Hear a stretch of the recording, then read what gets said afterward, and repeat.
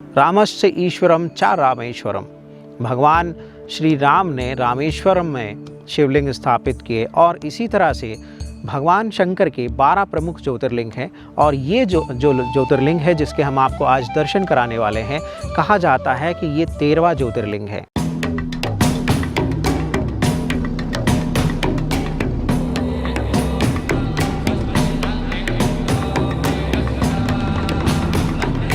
ओम नमः शिवाय। गंगाधर नीलकंठ शंभु अविनाशी हर हर महादेव का स्वागत है हमारे चैनल हिंदू युग में।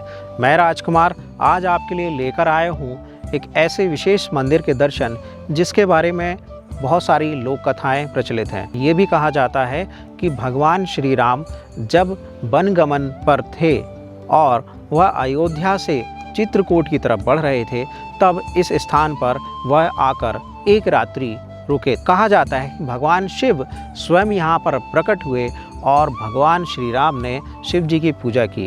रामस्य ईश्वरम चा रामेश्वरम। भगवान श्री राम ने रामेश्वरम में शिवलिंग स्थापित किए और इसी तरह से भगवान शंकर के 12 प्रमुख ज्योतिर्लिंग हैं। और ये जो ज्योतिर्लिंग है जिसके हम आपको आज दर्शन कराने वाले हैं, कहा जाता है कि ये 13वां ज्योतिर्लिंग है। गुप्त ज्योतिर्लिंग भी हैं जिनके बारे में लोगों को जानकारी नहीं है। तो आज मैं आपको मध्य प्रदेश के दमोह जिले के पास स्थित बांदकपुर में जागेश्वर महादेव के दर्शन करा रहा हूँ। तो चलिए हमारे साथ और दर्शन कीजिए बांदकपुर में स्थित जागेश्वर महादेव।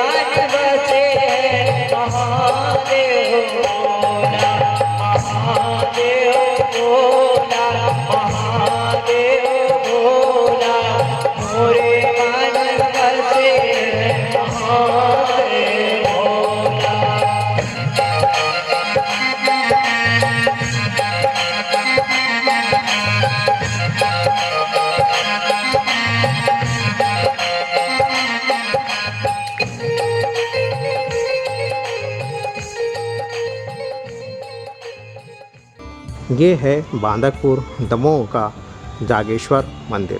ये जागेश्वर मंदिर का प्रांगण है जहाँ पर सारी सुविधाएं उपलब्ध हैं। जैसे आप देख पा रहे हैं, ये मंडप है जहाँ पर शिवरात्रि को अनेकों विवाह ये इमरती कुंड है। और इमरती कुंड के बारे में कथा भी है जो मैं आपको आगे कहूँगा। और सामने जो आप मंदिर देख रहे हैं, ये देवी माँ का मंदिर है, माँ पार्वती का मंदिर है। और माँ पार्वती के ठीक सामने ही शिव जी का मंदिर है।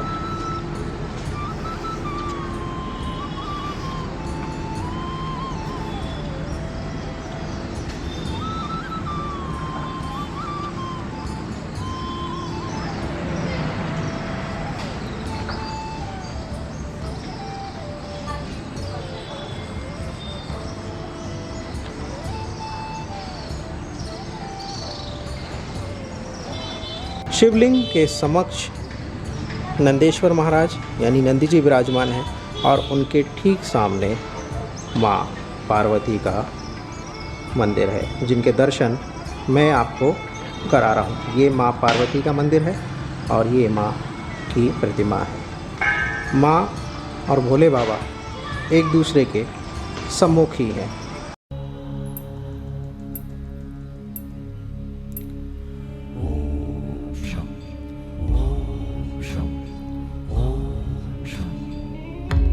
शिव शंभो ओम शं ओम शं ओम शं शिव शंभो ओम शं ओम शं ओम शंभो ओम शं ओम शं ओम शं शिव शंभो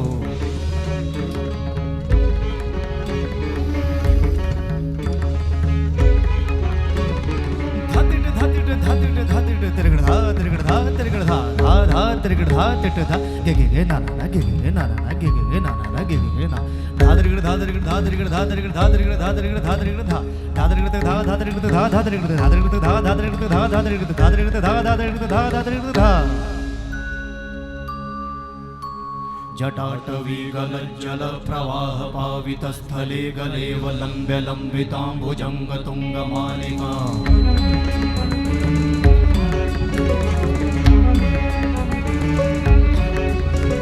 जटाटवीगलज्जल प्रवाह पावितस्थले गलेवलम्ब्य लम्बिताम्बुजङ्गतुङ्गमालिका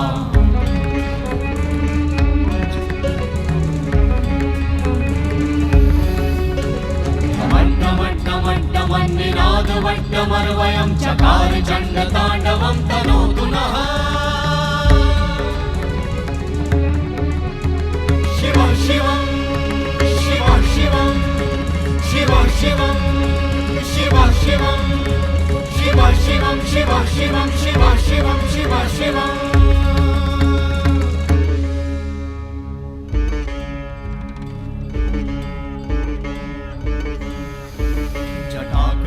संभ्रम भ्रमन्निलिम्प निर्झरी विलोलवीचि वल्लरी विराजमान मूर्धनि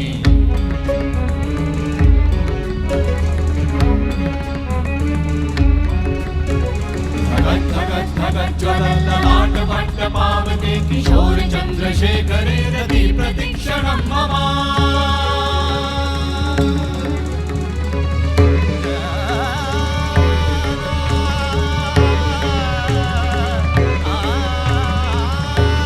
जागेश्वर महादेव के बारे में ये कहा जाता है कि ये शिवलिंग स्वयंभू शिवलिंग है और ये शिवलिंग दिन प्रतिदिन बढ़ता भी है। इसके बारे में अनेकों रोचक कथाएं हैं।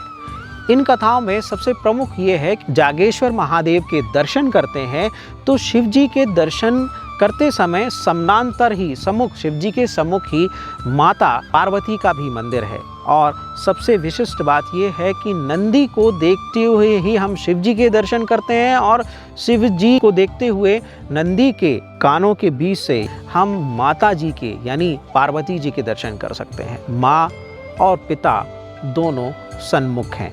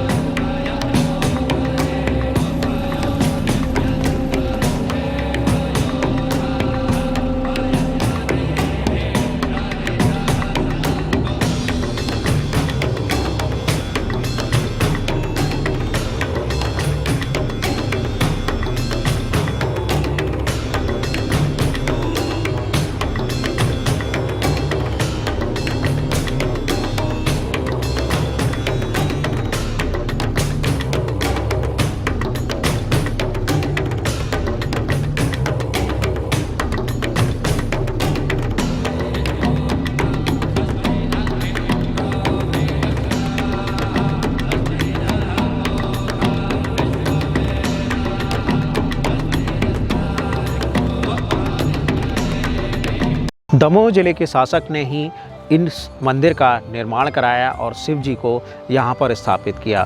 कथा ये भी है कि कई बार उन्होंने प्रयास किया कि इस जगह से बांदकपुर से शिवलिंग को ले जाकर वो दमोह में स्थापित करें, पर यह संभव नहीं हो पाया। बोलो श्री जागेश्वरनाथ भगवान की जय। भगवान जागेश्वरनाथ जी यहाँ त्रेता युग से विराजमान है। या ही मग भय कर गए दंडक वन श्री राम, यहीं सम पूजन की और लीनो विश्राम। भगवान रामचंद्र जी के लिए कैकेयी ने जब 14 वर्ष का वनवास लिया, अयोध्या से चलकर के भगवान श्री रामचंद्र जी यहाँ आए। और यहाँ पर भगवान शिव जी का पूजन किया। इसके उपरांत फिर उन्होंने दंडक वन के लिए प्रस्थान किया। ये फिर यहाँ पर मूर्ति लुप्त होती रही।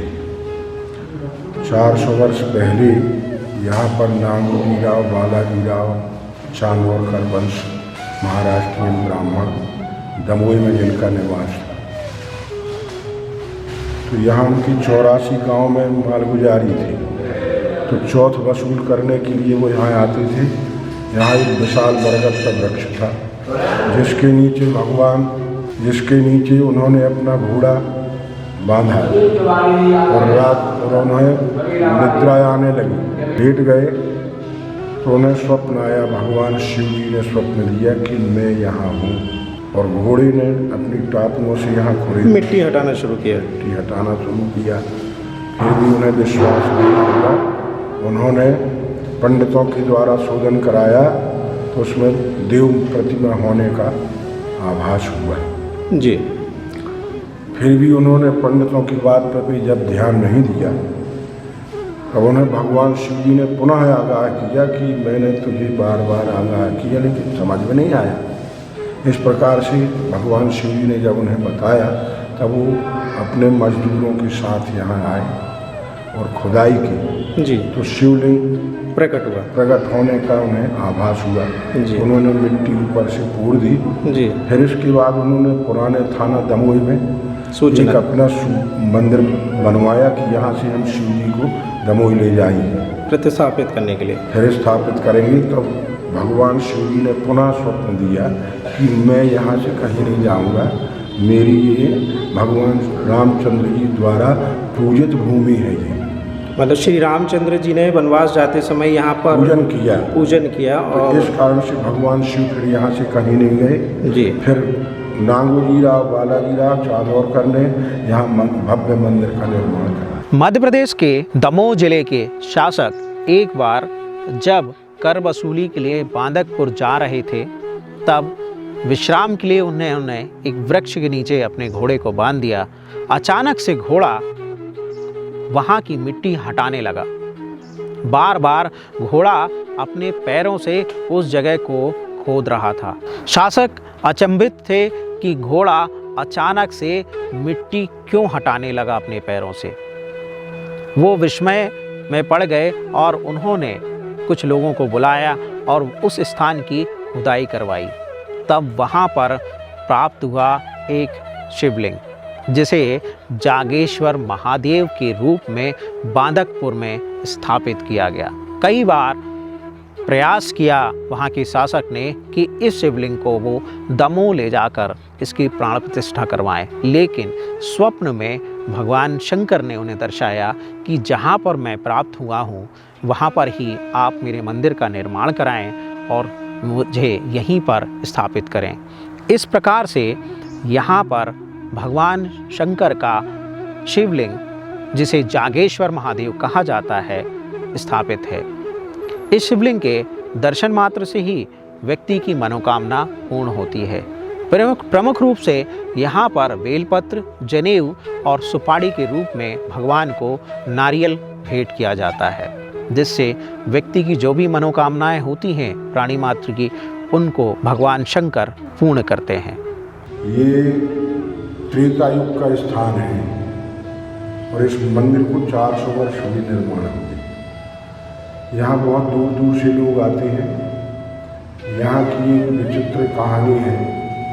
यहाँ एक बच्ची डूब करके खत्म हो गई थी, ये इमरती कुंड हुआ करता था कुंड में, तो उसमें उसका नाम था इमरती। बच्ची का नाम इमरती का नाम था इमरती। वो जब मृत हो गई तो भगवान शिव के समक्ष उसको लिटाया गया, जिससे वह जीवित हुई। इस कारण से उसका नाम इमरती, उस कुंड को इमरती कुंड कहा गया जी। इस प्रकार से भगवान शिव जी के यहाँ एक हाथी लगाने की भी प्रथा है जी। जो मनोकामना लेकर के लोग अपने छापे छोड़ जाते हैं जी, भगवान शिव जी उन छापों के निमित्त ही उनकी मनोकामना पूर्ण करते हैं, उस आधार पर ही। इसके बाद जब उनकी मनोकामना पूर्ण होती है तो वो स्वयं यहाँ आकर के उन हाथों को उतारते हैं पलटती है। कहते हैं एक कथा और भी है कि शिवरात्रि में जब कावड़ चढ़ जाती है तो वो कहते हैं कि माता के मंदिर और भोले के मंदिर में झंडों में गांठ लग जाती बहुत है। प्राचीन कथा है जी। 1.25 लाख कांवड़ जब चढ़ती थी, 1.25 लाख लोग जब भगवान शिव जी को जल चढ़ा लेते थे तो वो कांवड़ झंडे अपने आप जुड़। भगवान शंकर आप सभी की मनोकामना पूर्ण करें। ने इस वीडियो को देखा, मैं आपसे एक रिक्वेस्ट करता हूं कि हमारे इस चैनल को सब्सक्राइब कीजिए और वीडियो को ज़्यादा से ज़्यादा शेयर। खाली हाथ आए था, खाली हाथ जाएंगे, क्या लाए थे और क्या ले जाएंगे। और किसी ने बहुत अच्छा कहा है कि हम मुट्ठी बांधे आए थे और मुट्ठी खोले जाएंगे। आप अपने सत्य सनातन हिंदू धर्म को पहचानें और हमारे इस वीडियो को ज़्यादा से ज़्यादा शेयर करें और सब्सक्राइब करें हिंदू युग चैनल। मैं राजकुमार अपने साथी कैमरामैन विक्रम चौधरी के साथ अब आपसे विदा लेता हूँ। ओम नमो भगवते वासुदेवाय नमः।